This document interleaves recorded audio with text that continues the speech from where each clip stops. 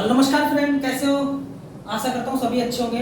और Rajasthan current affair की महत्वपूर्ण क्लास है, इसमें आपका स्वागत है।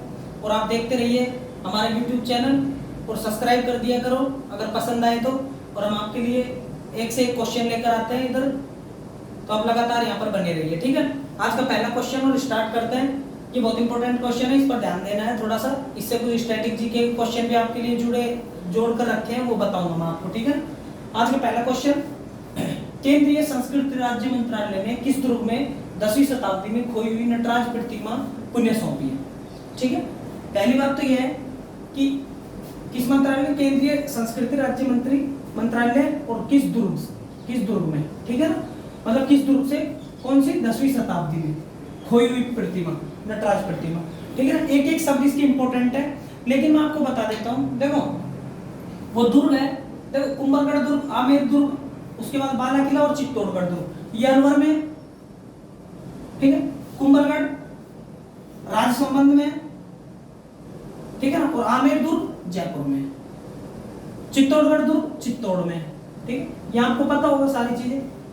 अब इनके मैं सब बात बताऊंगा कि किसने बनवाए थे, कब बनवाए थे, वो सारी चीजें बताऊंगा। उससे पहले हम आंसर लगाते हैं चित्तौड़गढ़ दुर्ग, जो 10वीं शताब्दी 9वीं 10वीं शताब्दी में चित्तौड़ दुर्ग में एक नटराज प्रतिमा थी, ठीक है ना। वो वापस केंद्रीय संस्कृति और राज्य मंत्रालय के मंत्री ने यहाँ पर सौंपी है इसको, ठीक है ना। अब हम बात करते हैं कुछ महत्वपूर्ण चीजों की, जैसे कि आमेर दुर्ग और कुंभलगढ़ दुर्ग। महाराणा कुंभा ने 1459 में यह दुर्ग बनवाया था, महाराणा कुंभा ने, ठीक है ना, डूंगरपुर में, डूंगरपुर नहीं, राजसमंद में। कहां पर बनवाया था?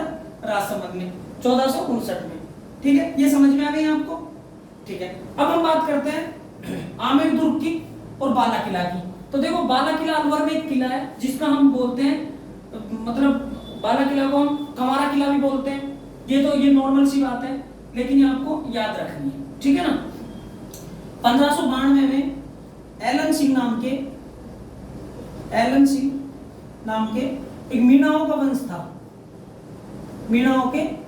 वंश था, उसने बनवाया था, ठीक है ना। और एलन सिंह थे बनवाने वाले। अब हम बाला किला की बात करते हैं, तो बाला किला हसन खां मेवाती ने ये 1592 1492 में बनवाया था। कब बनवाया था? 1492 में। आपको पता होगा 1492 में यूएसए की खोज की थी, अमेरिका की, जिसको हम अमेरिका बोलते हैं, ठीक है ना। और 1498 में भारत की खोज की थी, ठीक है। और किसने की थी? वास्को डी गामा, ठीक है ना। वास्को डी गामा ने भारत की खोज की थी। 1492 में किसकी की थी? अमेरिका की। तो देखो हसन खां मेवाती ने बाला किला बनवाया था और इसको एक आंख वाला किला भी बोलते हैं, एक आंख वाला, कुंवारा किला भी बोलते हैं, कुंवारा किला। और राजस्थान का जो चित्तौड़गढ़ दुर्ग है, ये 7वीं शताब्दी में चित्रांग मौर्य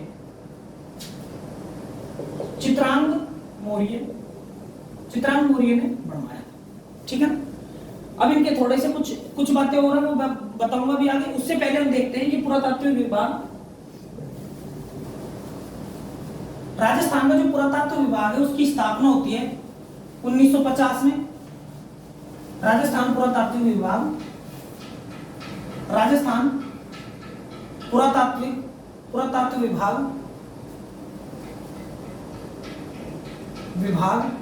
और इसकी स्थापना होती है 1950 में। कब होती है? 1950। और जो बीडी कल्ला, जिनको हम बोलते हैं बीडी कल्ला, उनका नाम है बुलाकी दास कल्ला। और जो बुलाकी दास कल्ला जी है वो हमारे शिक्षा मंत्री भी हैं, शिक्षा एवं पुरातत्व मंत्री, राजस्थान पुरातत्व मंत्री, ठीक है। वर्तमान में कौन है? बीडी कल्ला जी। यहां तक आपको समझ में आ गया होगा। 2-3 चीजें, राजस्थान पुरातत्व विभाग की स्थापना 1950 में की है, बीडी कल्ला हमारे वर्तमान में पुरातत्व विभाग के मंत्री हैं, ठीक है। यहां तक समझ में आ गई। अब हम बात करते हैं जो हमारी प्रतिमा है, ये किसकी प्रतिमा है, कैसी प्रतिमा है? तो इसको हम बोलते हैं वामन अवतार। और ये विष्णु की मूर्ति है, विष्णु मंदिर बोलते हैं इसको, ये किसकी मूर्ति है? शिव की मूर्ति है। किसकी मूर्ति है? शिव मूर्ति है। ठीक है ना। अब ये शिव मूर्ति है, इनको हम नटराज के रूप में पूजते हैं। किसके रूप में? नटराज के रूप में पूजा की जाती है। ठीक है ना। और मैं आपको बात बता देता हूं, चित्तौड़गढ़ दुर्ग में जहां पर ये मंदिर है, ये मंदिर सबसे पहले तो कहां पर है? बारडोली। और बारडोली कहां पर है? रावतभाटा। रावतभाटा, और रावतभाटा कहां पर है? चित्तौड़गढ़ में। ठीक है। परमाणु संयंत्र है रावतभाटा में। परमाणु संयंत्र है राजस्थान का रावतभाटा। ठीक है, ये समझ में आ गया आपको। अब हम बात करते हैं, इनको वामन अवतार के रूप में जाना जाता है। किनको? सहस्त्रबाहु। सहस्त्रबाहु शिव मंदिर के रूप में इनको जाना जाता है, और शिव की मूर्ति है, नटराज के रूप में इनको पूजा करते हैं। और महाशिवरात्रि को मेला लगता है। मेला लगता है। ठीक है। और जो बारडोली है, बारडोली रावतभाटा में, चित्तौड़गढ़ में परमाणु संयंत्र, बारडोली से मूर्ति चोरी होती है, और बारडोली से चोरी होने के बाद ये कहां चली जाती है? ये लंदन चली जाती है। कहां चली जाती है? लंदन के एक निजी संग्रहालय में। ठीक है। लंदन किसकी राजधानी है? ब्रिटेन की। आपको तो पता ही होगा, लंदन में हमारी मूर्ति क्या, हमारे तो अच्छी चीजें चली गई है। ठीक है। लेकिन कोई नहीं, ये मूर्ति को 2020 में बहुत कोशिशों के बाद और जांच के बाद, बहुत जांचों के बाद हमारे जो पुरातत्व विभाग के अधिकारी हैं, पुरातत्व विभाग के अधिकारी को सौंपी है। और ये सौंपी किसने है, ये भी देख लेते हैं। तो ये सौंपी है अर्जुन लाल मेघवाल। और अर्जुन लाल मेघवाल वर्तमान में क्या है? केंद्रीय संस्कृति राज्य मंत्री। मैं साइड में लिख देता हूं, केंद्रीय संस्कृति राज्य मंत्री। ठीक है ना। केंद्रीय संस्कृति और राज्य मंत्री कौन है? अर्जुन लाल मेघवाल। ठीक है, यहां तक आपको समझ में आ गया। लंदन चली गई थी हमारी मूर्ति, और 2020 में इसको लेकर आ गए। 2020 में बहुत जांच करने के बाद इसको यहां पर लेकर आ गए। ठीक है ना। अब देखो, सबसे पहली बात, अब हम चित्तौड़गढ़ दुर्ग की बात करते हैं। इनका स्क्रीनशॉट ले लो। अब हम चित्तौड़गढ़ दुर्ग की बात करेंगे, तो मैंने आपको बताया कि 7वीं शताब्दी में चित्रांगद मौर्य ने बनवाया था। ये राजस्थान का सबसे बड़ा लिविंग फोर्ट है।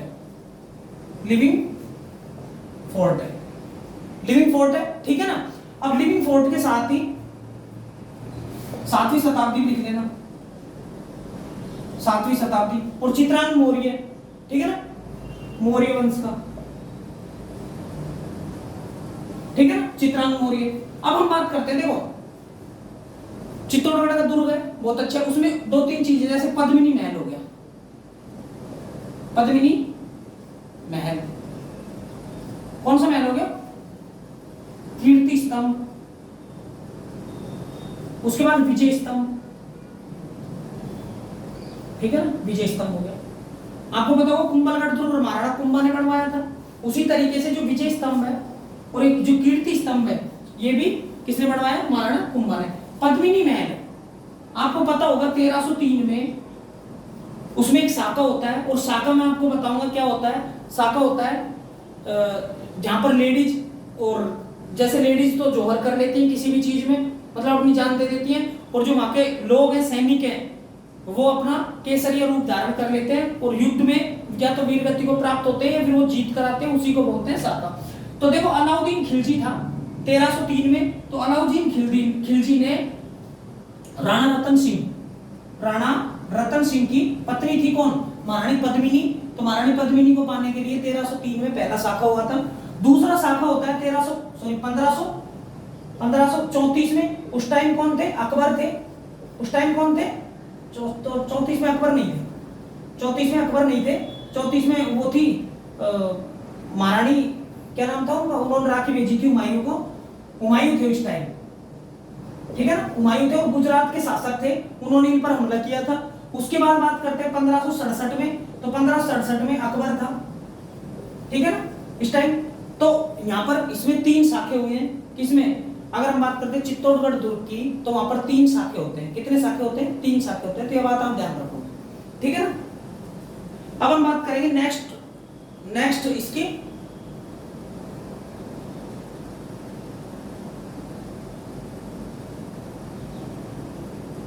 ठीक है। अब हम इसके नेक्स्ट क्वेश्चन की वो करेंगे।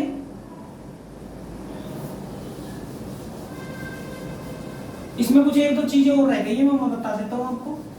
अब ये मूर्ति की बात आती है तो मूर्ति चोरी होती है 1998 में मूर्ति चोरी, ठीक है ना, और इसको 24 वर्ष बाद वापस ले आए, ठीक है ना, एक बात। दूसरी बात करेंगे हम, तो दूसरी बात क्या है इसकी, जैसे गुर्जर प्रतिहार है, गुर्जर प्रतिहारों ने बारडोली का मंदिर बनवाया था, बारडोली का शिव मंदिर, ठीक है। ये 2 क्वेश्चन है, ये आपके लिए बहुत महत्वपूर्ण होंगे और इनको आप लिख लो। इसके बाद हम नेक्स्ट क्वेश्चन पे आते हैं और नेक्स्ट क्वेश्चन हम आपको बताएंगे, ठीक है ना। ये लिखो, चलो कोई नहीं, वो भी बता देता हूं।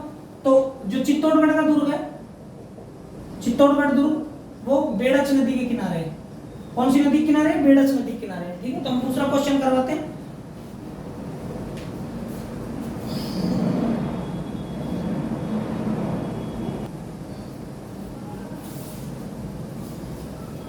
हाँ तो दोस्तों ये दूसरा क्वेश्चन है तुम्हारा, ठीक है। आज का दूसरा क्वेश्चन है, निजी क्षेत्र की दूरसंचार कंपनी भारतीय एयरटेल ने राजस्थान के किस शहर में या किन शहरों में 5G इंटरनेट शुरू किया है, ठीक है।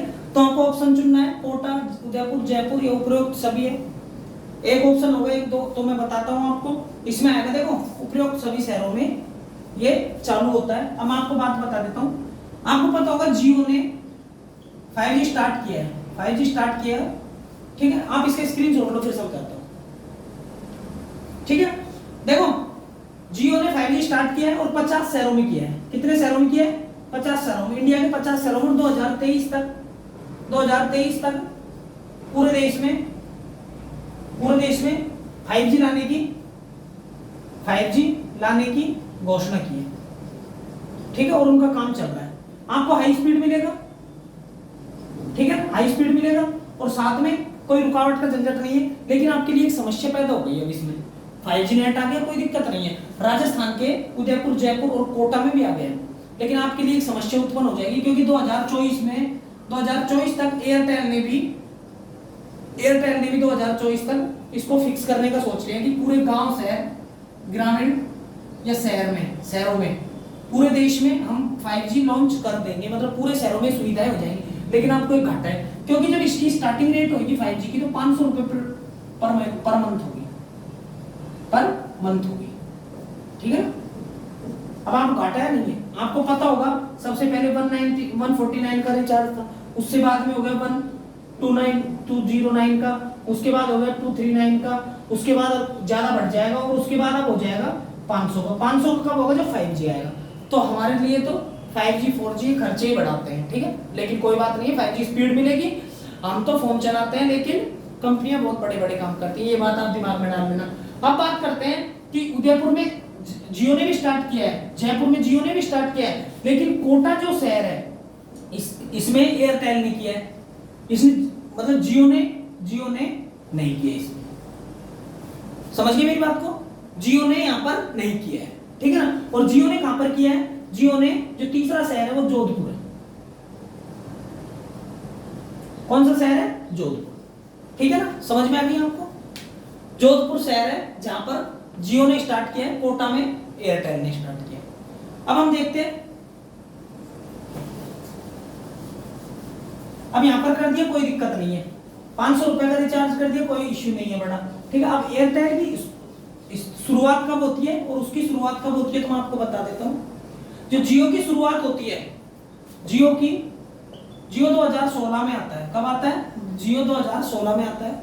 उसके बाद 1995 सॉरी उसके बाद नहीं, उससे पहले बहुत पहले एयरटेल आ जाती है, एयरटेल कंपनी आ जाती है। लेकिन मैं आपको बात बताऊं, अक्टूबर 2000 सॉरी जुलाई नहीं अक्टूबर 2022 अक्टूबर 2022 में 8 शहरों में, कितने शहरों में, 8 शहरों में एयरटेल ने लॉन्च कर दिया,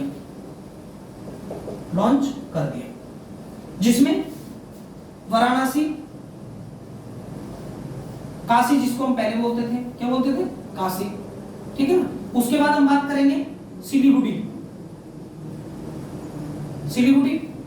अब देखो दिल्ली, चेन्नई, मुंबई, ठीक है ना। उसके बाद हम बात करेंगे हैदराबाद, उसके बाद हम बात करेंगे बेंगलुरु, ठीक है ना। अब हम बेंगलुरु के बाद बात करेंगे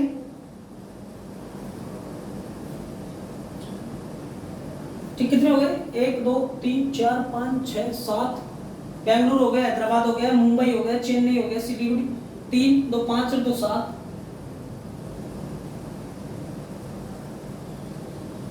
और एक शहर हो रहा कोई सा, ठीक है, दिल्ली हो गया, चेन्नई हो गया, मुंबई हो गया, कोलकाता में है शहर, ठीक है। तो 8वां शहर बता देंगे।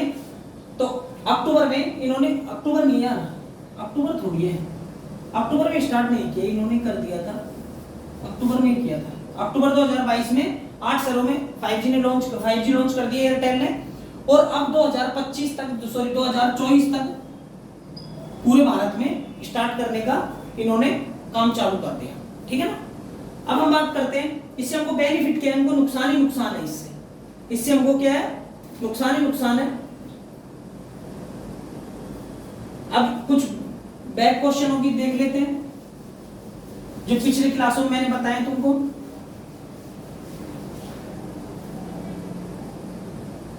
अगर राजस्थान में ट्रैफिक सेफ्टी लाइट की बात करें, सेफ्टी पार्क की बात करेंगे, तो वो उदयपुर, कहां पर स्टार्ट होता है, उदयपुर में, ठीक है ना।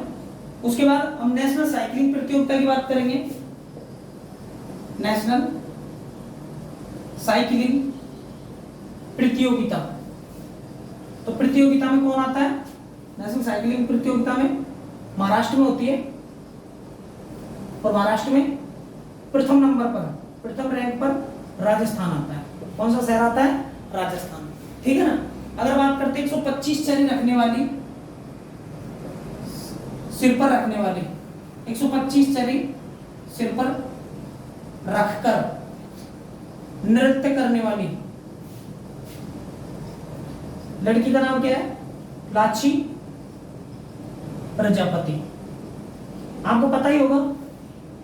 उसके बाद अगर हम बात करते हैं बेस्ट फीचर फिल्म का अवार्ड किसको मिला है, बेस्ट फीचर फिल्म का अवार्ड, तो बता देता हूं आपको, वो मिला है नांदेरा।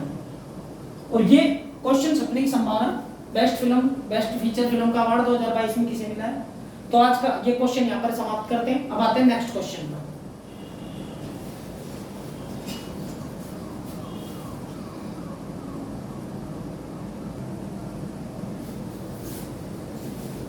हाँ तो फ्रेंड ये हमारा लास्ट क्वेश्चन है, और लास्ट क्वेश्चन आप देखोगे बहुत इंपॉर्टेंट है ये क्वेश्चन। राजस्थान में ग्राम पंचायतों में गौशाला पशु आश्रय स्थल जन सहभागिता योजना हेतु कितने करोड़ रुपए की स्वीकृति प्रदान की है, ठीक है। ये आपके मतलब ये ऐसे क्वेश्चन छपते हैं वहां पर जो हमको समझ में ही नहीं आते, लेकिन मैं आपको बता देता हूँ राजस्थान की ग्राम पंचायतों में गौशाला किसके लिए, गाय के लिए, पशु आश्रय स्थल जन सहभागिता योजना हेतु कितने करोड़ रुपए की स्वीकृति दी है। तो मैं आपको बता देता हूँ, इसमें आएगा 1377 करोड़ रुपए, ठीक है। 1377 करोड़ रुपए की स्वीकृति हमारे सीएम अशोक गहलोत जी ने दी है, ठीक है। अब मैं आपको बात बता देता हूँ, देखो सबसे पहली बात है जो हमारा पशुपालन विभाग है, पशुपालन विभाग की स्थापना होती है 1957 में, जयपुर में इसका ऑफिस है, ठीक है। बात करें अब इसके मंत्री की बात करते हैं, तो मंत्री आते हैं लालचंद कटारिया, ठीक है। लालचंद कटारिया इसके क्या है, मंत्री है, किसके, पशुपालन विभाग के। और पशुपालन अपने पशुपालन विभाग प्रत्येक जनगणना पर प्रति जनगणना पर जानवरों की गिनती, जनगणना तो आप जानते ही होंगे। अगर पशुओं की बात करूंगा मैं तो पशुओं की जनगणना 5 वर्ष में होती है, ठीक है। और उसके बाद अगर आदमियों की बात करूंगा मैं तो आदमियों की, पशुओं की गणना कब होती है, कितने वर्षों में, 5 वर्षों में, 10 वर्षों में। जनगणना कितने वर्षों में होती है, 10 वर्षों में, ठीक है ना। 1971 से स्टार्ट होती है, ठीक है ना। 1871 से स्टार्ट होती है, 10 वर्ष की, ठीक है। अब हम बात करते हैं ये क्यों जरूरत पड़ी ग्राम पंचायतों में गौशाला के लिए। तो मैं आपको बात बता देता हूँ, हमारे अशोक गहलोत जी हैं, उन्होंने अभी गौशाला के लिए, गोवंश के लिए, अभी कुछ दिन पहले मैंने आपको एक क्वेश्चन पढ़ाया था, उसमें 129 करोड़ रुपए की स्वीकृति दी थी गोवंश के लिए 129 करोड़ रुपए की स्वीकृति दी है, ठीक है। और वो स्वीकृति क्यों दी है, गोवंश को बनाए रखने के लिए, मतलब कि सही रखने, क्योंकि आपको पता होगा गायों में एक रोग आया था, लंपी रोग से गायों को इतनी परेशानी हुई, और वो अभी भी चल रहा है, ठीक है ना, अभी भी चल रहा है, आपको पता होगा। और उसमें क्या है, फफोले से पड़ जाते हैं शरीर पर, ठीक है। तो वो लंपी रोग है और वो गायों में बहुत बड़ी तादाद में फैल रहा है, जैसे कोरोना फैला था ना अपने, कोरोना, उसी तरीके से लंपी रोग आया है, तो वो गायों में बहुत ज्यादा, इसीलिए गोवंश के संरक्षण के लिए कितने रुपए की, 129 करोड़ रुपए की स्वीकृति दी थी अभी कुछ दिन पहले। आप देखो कि गौशाला, पशु आश्रय स्थल जन सहभागिता। अब इसमें क्या होगा, पशुओं को, जो निराश्रित पशु हैं, निराश्रित पशु, उनको स्थल मिलना, ठीक है, उनको खाना, सब काम के लिए उनको एक स्थल होगा, ठीक है ना, उनको उनकी रहने की जगह, उनका सारा सिस्टम कौन, गवर्नमेंट कर रही है। तो उसके लिए कितने करोड़ रुपए की, 1377 करोड़ रुपए की स्वीकृति प्रदान की है। लालचंद कटारिया मैंने आपको बता ही दिया, ठीक है ना। अगर हम बात करेंगे अब आगे कि पशुपालन विभाग, मैंने आपको बता ही दिया। अब पशुओं के लिए क्या क्या होता है, देखो, एक तो पशु का बीमा होता है, पशु बीमा होता है, और 3 पशुओं पर बीमा हो जाता है, 3 पशुओं तक के हम बीमे करवा सकते हैं, ठीक है ना। ये हमारे किसान भाइयों के लिए है, ठीक है ना। उसके बाद हम बात करेंगे, जैसे एक ऊंट संरक्षण आया था, क्या आया था, ऊंट का संरक्षण। आपको तो पता ही होगा कि ऊंट की जाति विलुप्त हो रही है, और विलुप्त हो रही है तो देखो, विलुप्त हो रही है, ये 30 जून 2014 को राज्य पशु का दर्जा दिया गया था ऊंट को। अब ऊंट के संरक्षण के लिए भी जैसे 5,000 रुपए प्रति ऊंट वाले को, 5,000 रुपए का मंथली, मतलब सहायता करने के लिए ये ऊंट संरक्षण चलाया था, ठीक है ना। उसके बाद राजस्थान का एक तेंदुआ रेस्क्यू था, चलो इसको मैं मिटा देता हूं। राजस्थान में तेंदुआ रेस्क्यू अभ्यारण्य बनाया है, वो मैं बता देता हूं कौन सा बनाया है। राजस्थान का तेंदुआ रेस्क्यू अभ्यारण्य, ठीक है ना, अभ्यारण्य। तो वो कौन सा है, सज्जनगढ़ वन्य जीव अभ्यारण्य, ठीक है ना, अभ्यारण्य। ये कहां पर है, उदयपुर में। यहां पर क्या है, तेंदुए के लिए, तेंदुआ जिसको लेपर्ड बोलते हैं, ठीक है ना, तेंदुए के लिए